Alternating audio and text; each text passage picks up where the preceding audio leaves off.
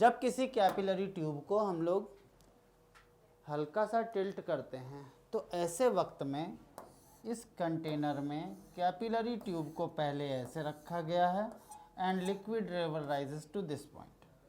अब हमने बोला यदि हमने कैपिलरी ट्यूब को टिल्ट किया तो भी ऐसे वक्त में लिक्विड लेवल सेम हाइट को मेंटेन करेगा इंडिपेंडेंट ऑफ कि वो कितने एंगल से घुमाया गया है। ऑल्दो ये एंगल कम हो ज़्यादा हो लेकिन हाइट विल रिमेन अनचेंज।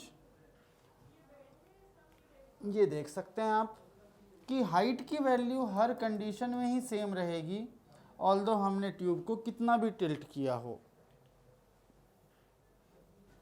हमने बोला इस ज्योमेट्री में कि यदि हाइट की वैल्यू है h एंड लिक्विड ट्यूब को हमने अल्फा एंगल से टिल्ट कर दिया है, length of pipe in which liquid राइसेस is L, तो हमारे पास में हो जाएगा cos alpha this is equal base upon hypotenuse.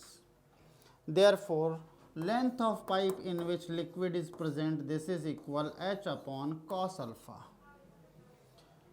Now, it is important to note that the equilibrium, the height h is independent of the shape of capillary and if the radius of meniscus remain the same. बिल्कुल important है कि capillary tube का shape कैसा भी हो लेकिन liquid level same height तक rise होगा if radius will remain same. क्यों? क्योंकि हमने बोला था आर एच इक्वल कॉन्स्टेंट, और जब ऐसा है तो यदि रेडियस की वैल्यू कांस्टेंट है तो height will remain constant independent of shape of capillary. जैसे यहाँ पर हम डायग्राम देखते हैं सभी में रेडियस सेम होना चाहिए, this is very important part. तो ऐसे वक्त में हाइट की वैल्यू सेम होगी, this will not be affected. That's why a vertical height h of liquid column of capillary of different shape and size will be same if the radius of meniscus remain the same. Question: water rises to height of 10 centimeter in a capillary tube and the mercury falls to the depth of this. Height of water this is equal 10 centimeter and depth of mercury this is equal 3.5 centimeter. If radius is same, density of mercury is 13.6 gram per centimeter cube and angle of contact theta equal 135 degree. Density of water 1 gram per cc and angle of contact is 0 degree. Then the ratio of surface tension of the two liquid, तो हमारे पास में formula है surface tension this is equal R H rho g upon 2 cos theta for water for mercury, R H rho g upon 2 cos theta. हाँ जी, surface tension T water upon T mercury this is equal 2 and 2 cancel out, g and g cancel out, r1 radius is same therefore radius will be cancelled out, h1 upon h2, h1 upon h2, rho 1 upon rho 2 and cos theta 2 upon cos theta 1, h1 upon h2 this is 10 upon 3.5, rho 1 upon rho 2, density of water is 1 and the density of mercury is 13.6 and this is cos theta 2 upon cos theta 1, cos 135 this is 0.7 upon 1, this is equal 10 surface tension of water and surface tension of mercury. By multiplying this we will get our exact answer. और इस तरह से हम लोग देखते हैं कि liquid के मेनिस्कस पे बेस्ड क्वेश्चन बनते हैं और जो बहुत ही स्ट्रेट होते हैं, जो बहुत ही स्ट्रेट होते हैं। Now the next question is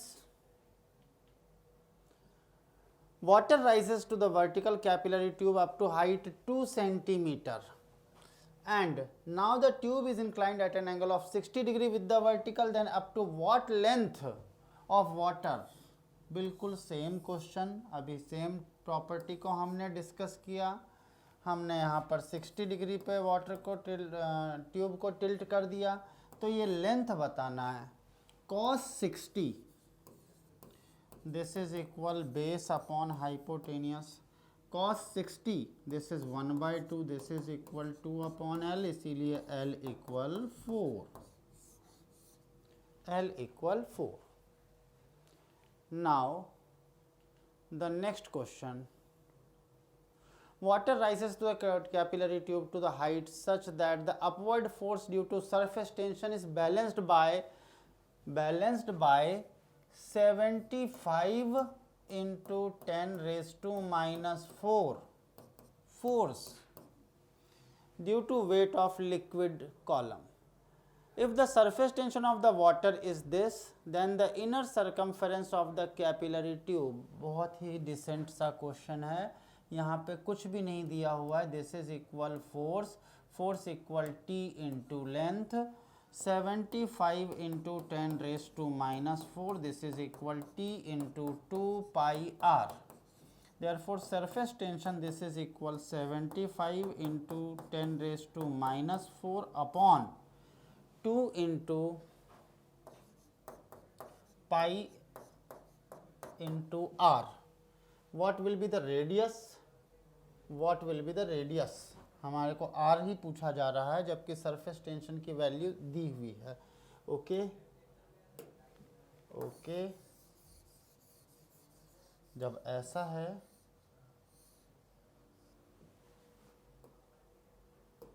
जब ऐसा है 75 into 10 raised to minus 4, this is equal, surface tension की वैल्यू आ रही है 6 into 10 raised to minus 2 into 2 into pi into r.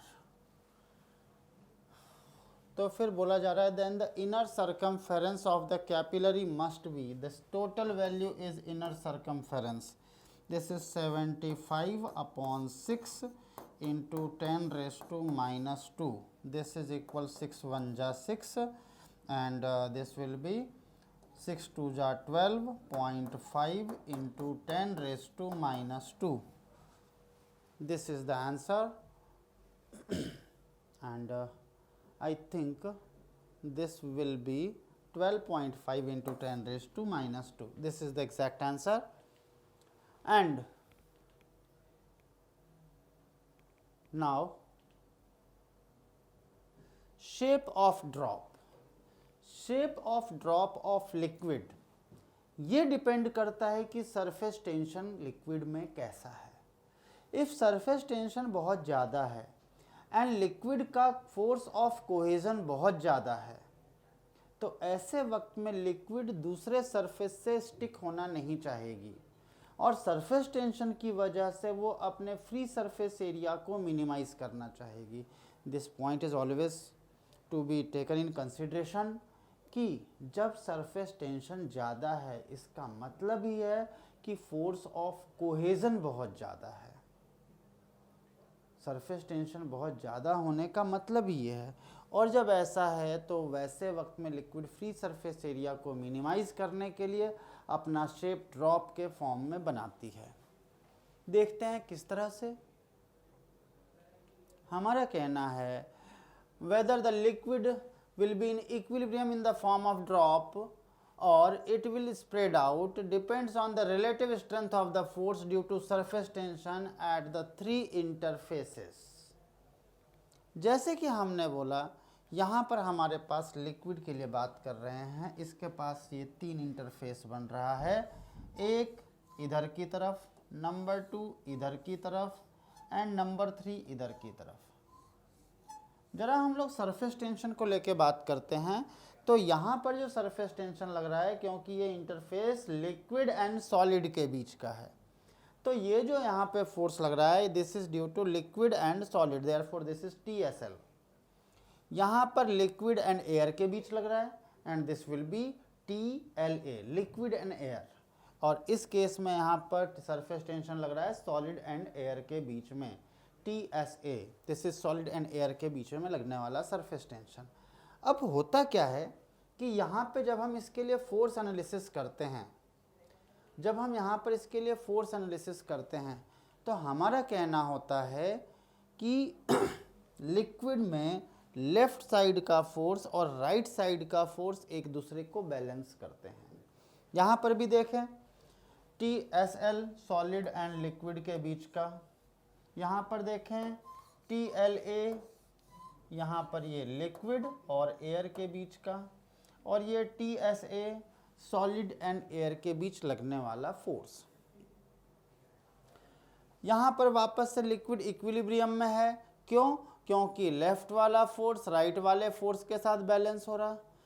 जब फोर्स बैलेंस हो रहे हैं तो फोर्स का फॉर्मूला होता है surface tension into length. Length दोनों साइड के कैंसिल हो जाएंगे, इसका मतलब हम लोग बोलेंगे कि सरफेस टेंशन बैलेंस हो रहे हैं, और इसीलिए हम लोग बोलते हैं, जरा इसको हम लोग रिजॉल्व करके देख लें।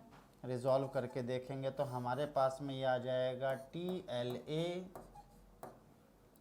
ये है हमारे पास में TSL, और ये है हमारे पास का TSA। ये एंगल है यहाँ से यहाँ तक का एंगल थीटा। हमने बोला कि सर ये जो TLA वैल्यू हमने लिखा है इसे हम लोग जरा, मैं इसे क्लियर कर दूं और फिर वापस से कलर चेंज करके लिख रहा हूं मैं, कि ये जो हमारे पास का कलर है, मैं कलर चेंज करके लिख रहा हूं, ये this is T liquid and air. ठीक है, मैं इसे रिजॉल्व करना चाहूँगा, रिजॉल्व करूँगा तो ये हो जाएगा एक इधर की तरफ TLA साइन थीटा और इधर की तरफ TLA कॉस थीटा। बहुत ही ट्रांसपेरेंट रिजल्ट है कि जब ऐसा हो गया हमारे पास तो हम लोग बोलेंगे कि TSA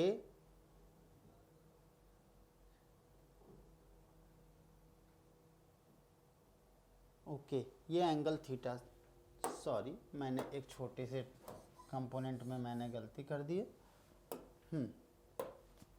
हम लोग बोलेंगे इसके दो कंपोनेंट हो जाएंगे, इधर की तरफ TLA साइन थीटा, इधर की तरफ TLA कॉस थीटा। हमारा कहना ये होगा क्योंकि लिक्विड इक्विलिब्रियम में है इसीलिए लेफ्ट वाले फोर्स राइट वाले फोर्स के साथ बैलेंस होने वाले हैं, इसीलिए TSL plus TLA cos theta this is equal TSA, और कॉस थीटा इक्वल, इस टर्मिनोलॉजी को उधर ले गए, TSA माइनस TSL अपॉन में TLA कॉस थीटा, तो ये कॉस थीटा इक्वल हो गया TSA माइनस TSL अपॉन में TLA। Special case, special case में हम लोग बोलेंगे TSA is greater than TSL, तो ऐसे वक्त में एयर और सॉलिड के बीच का जो सरफेस टेंशन है ये वैल्यू ज़्यादा होगी TSL के बराबर। तो ऐसे वक्त में वापस से देखें आप लोग, हमारे पास में कॉस थीटा का फॉर्मूला है, cos theta equal TSA minus TSL upon TLA। TSA cos theta equal TSA minus TSL upon TLA। Clear दिख रहा है कि जब ये वाली वैल्यू ज़्यादा होगी इससे तो cos theta will be positive, और ये पॉजिटिव होगा तो angle must be acute. Number second, जब ऐसा हो गया तो हम लोग बोलते हैं लिक्विड का शेप कुछ इस तरह से होगा जब ये एंगल एक्यूट है। Now the next, this condition is fulfilled when the molecule of liquid are strongly attached to that of solid, और जब ये strongly attached to that of solid है तो ये adhesive force ज़्यादा एक्सपीरियंस कर रहा, और ज़्यादा एक्सपीरियंस करने की वजह से, ज़्यादा फोर्स एक्सपीरियंस करने की वजह से ये शेप लिक्विड से ज़्यादा अटैच होने की कोशिश कर रहा है और लिक्विड इस तरह से बन रही है। नाउ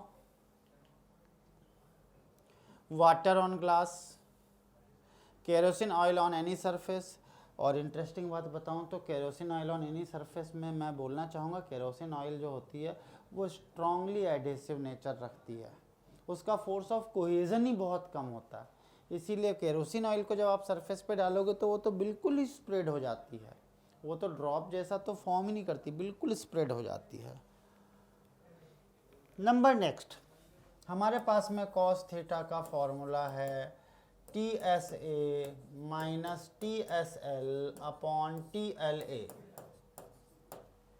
अब जब ऐसा हो गया तो मुझे बताओ ये वाली वैल्यू छोटी, ये वाली वैल्यू बड़ी, cos theta is negative, cos theta is negative, और cos थीटा की वैल्यू निगेटिव हो जाएगी, सॉरी निगेटिव, और जब cos थीटा की वैल्यू नेगेटिव हो गई है तो हम लोग यही बोलेंगे, क्या बोलेंगे हम लोग कि cos थीटा की वैल्यू 90 एंड 180 के बीच में लाई करेगी। थीटा की वैल्यू किसके किसके बीच लाई करेगी? 90 एंड 180 के बीच लाई करेगी। बहुत ही अच्छा। Now the next, this condition is fulfilled only when molecules of liquid are strongly attached with themselves only। मतलब मॉलिक्यूल आपस में ज़्यादा जुड़े रहना चाह रहे हैं, मतलब स्ट्रॉन्ग कोहेसिव फोर्स, और स्ट्रॉन्ग कोहेसिव फोर्स होने की वजह से मतलब वीक एडहेसिव फोर्स, और इसीलिए लिक्विड का शेप इस तरह से फॉर्म होता है। एग्जाम्पल्स में हम लोग लेंगे mercury on glass surface, mercury everywhere, mercury on hand, mercury on glass surface, mercury everywhere, everywhere on plastic surface also we can find this same example, water on lotus leaf or a waxy or oily surface, yes।